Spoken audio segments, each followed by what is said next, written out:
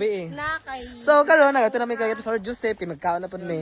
Nag-invite mi nila ang gi-invite ay diri si Ara ug si Gisrel. So gi-invite pud mi nila. So daghan na kayo mi.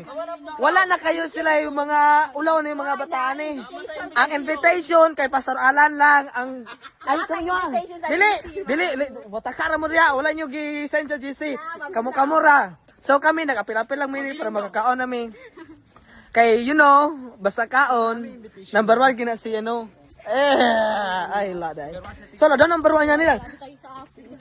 Beard. Lado vlogger yan ini ba? So, mga chay, magkaimi, no? Diba kung na JB sa niya eh? Balay na JB sa una. Gibaligya na nila. Ay, wala, dahi. Lafablila na biyaw. Lafablila doon po.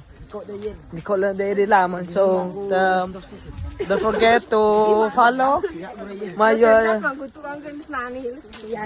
Kifuya steady boss. ito, fanak ko ito, recipe. So, testimony na sila. Si Mamlos na nagtingog karon.